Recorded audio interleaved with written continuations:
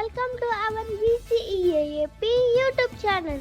అందులో గుండె చెప్పుడు ఎంతో మంది జీవితాల్లో వెలుగు నింపుతున్న మా యొక్క ఛానల్ని మీరందరూ లైక్ చేసి సబ్స్క్రైబ్ చేసి మా యొక్క వీడియోస్ని షేర్ చేసి మరిన్ని లేటెస్ట్ అప్డేట్స్ కోసం బెల్ ఐకాన్ మీద క్లిక్ చేయండి.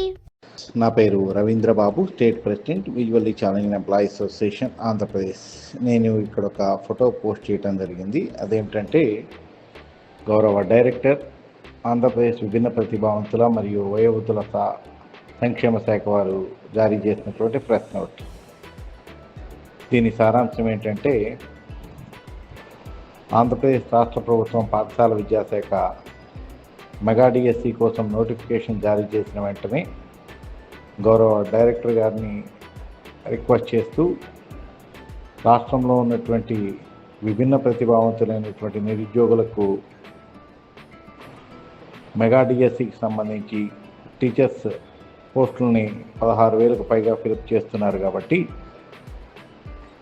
మా యొక్క వికలాంగులైనటువంటి అభ్యర్థులకు కోచింగ్ తీసుకునేటువంటి స్తోమత లేదు. కాబట్టి ప్రభుత్వం తరపు నుండి ఉచిత శిక్షణ ఇప్పించవలసిందిగా కోరుతూ visually challenging employees association Andhra Pradesh తరఫున రిప్రజెంటేషన్ ఇవ్వటం జరిగింది. దాన్ని ఆధారంగా చేసుకుని గౌరవ డైరెక్టర్ గారు రవిప్రకాష్ రెడ్డి సార్ ప్రభుత్వం నుంచి పర్మిషన్ తీసుకుని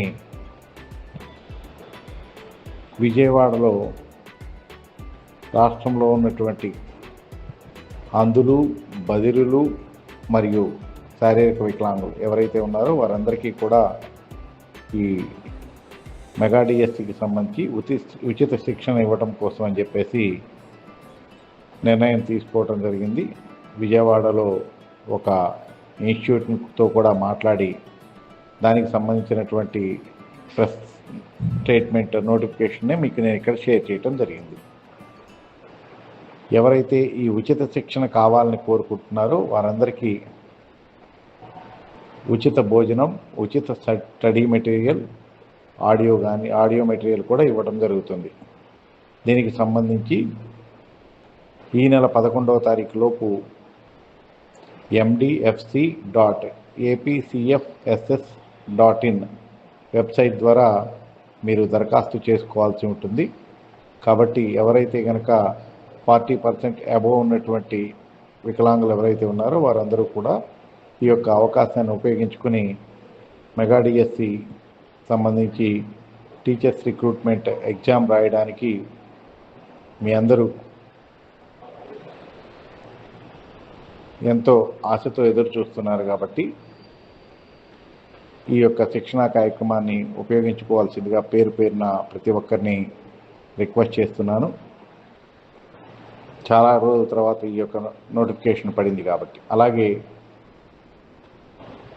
ఏవైతే ఈ యొక్క టీచర్స్ నోటిఫికేషన్కి సంబంధించి వికలాంగులైనటువంటి నిరుద్యోగులు ఇబ్బందులను ఎదుర్కొంటున్నారు, దానికి సంబంధించి కూడా నిన్న నైట్ రాత్రి 10 గంటలకి విజువల్లీ ఛాలెంజింగ్ యూత్ అసోసియేషన్ రాష్ట్ర అధ్యక్షులు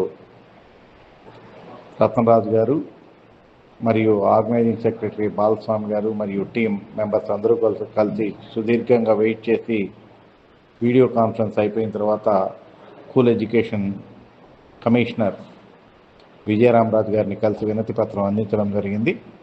దాంట్లో ముఖ్యంగా 3 పాయింట్స్ని మేజర్గా ఆయన దృష్టికి తీసుకురావడం జరిగింది. ఒకటి,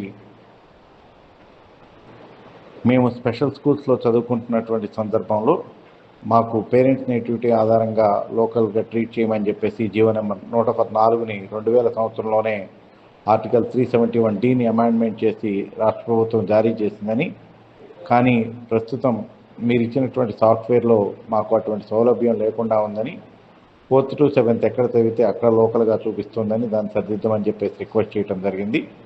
ఖచ్చితంగా అది సరిదిద్దామని చెప్పేసి సార్ కూడా అష్యూరెన్స్ ఇవ్వడం జరిగింది. అలాగే రెండోది, అసలు మేము ఈ స్క్రైబ్ని అలౌ చేసుకోవడం కోసం బ్లైండ్ సర్టిఫికేట్స్ని కూడా దాంట్లో అప్లోడ్ చేయడానికి వీలు లేకుండా ఉంది అని చెప్పేసి చెప్పినప్పుడు దానికి కూడా సార్ ఆ సాఫ్ట్వేర్ దీన్ని మార్చమని చెప్పేసి స్పష్టంగా చెప్పడం జరిగింది. అలాగే అక్కడ పనిచేస్తున్నటువంటి మూర్తి అండ్ కిరణ్ అని చెప్పేసి ఇద్దరి యొక్క ఫోన్ నెంబర్లు కూడా సార్ రత్నరాజు గారికి అందించి వాటిని మీకు ఏమైనా డౌట్స్ ఉంటే వాళ్ళతో కాంటాక్ట్లో ఉండండి అని చెప్పేసి కూడా సార్ అడ్వైజ్ చేయడం జరిగింది. అలాగే మూడో ఇష్యూగా జీవో నెంబర్ 77లో సోషల్ రిజర్వేషన్లోను అండ్ ఓపెన్ కాంపిటీషన్లో సెలెక్ట్ అయినప్పటికీ కూడా మాకు సంబంధించినటువంటి 4% రిజర్వేషన్ ఇవ్వాలని చెప్పేసి స్పష్టంగా పేర్కొన్నారని, బట్ జీవో నెంబర్ 77ని ఈ యొక్క ఇష్యూని ఫాలో అవుతున్నట్టు మాకు ఎక్కడా కనిపించలేదని చెప్పేసి సార్ దృష్టికి తీసుకొచ్చినప్పుడు అది జీవో నెంబర్ 77 మాకే అర్థం కావడానికి చాలా ఇబ్బందిగా ఉంది.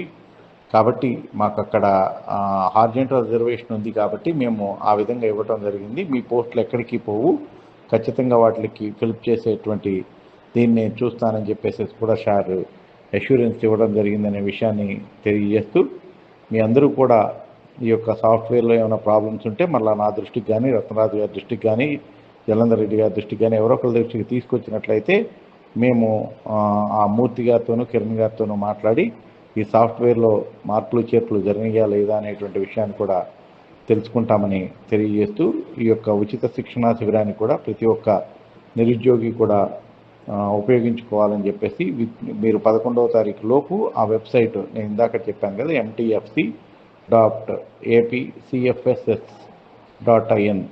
ఈ యొక్క వెబ్సైట్లో మీరు మీ దరఖాస్తులను పెట్టుకున్నట్లయితే మీకు ఉచిత శిక్షణకి ఎంపికలు జరుగుతాయి. దాన్ని బట్టి మెరిట్ ఉన్నటువంటి వాళ్ళకి దాంట్లో వీలైనంత ఎక్కువ మందికి శిక్షణ ఇవ్వడానికి ప్రభుత్వం ఆలోచిస్తోంది. కాబట్టి మీరు ఈ అవకాశాన్ని సద్వినియోగం చేసుకోవాల్సిందిగా ప్రతి ఒక్కరు రిక్వెస్ట్ చేస్తూ, అలాగే ఈ ఉచిత శిక్షణ కోసం ప్రత్యేకించి శ్రద్ధ వహించి డెసిషన్ తీసుకున్నటువంటి ప్రభుత్వాన్ని ఒప్పించినటువంటి గౌరవ డైరెక్టర్ ఆంధ్రప్రదేశ్ విభిన్న ప్రతిభావంతుల మరియు వయోవృద్ధుల సంక్షేమ శాఖ శ్రీ రవిప్రకాష్ రెడ్డి గారికి visually join employee association Andhra Pradesh తరఫున ప్రత్యేకంగా నా తరఫున కృతజ్ఞతలు తెలియజేసుకుంటూ థ్యాంక్ యూ అన్నారు.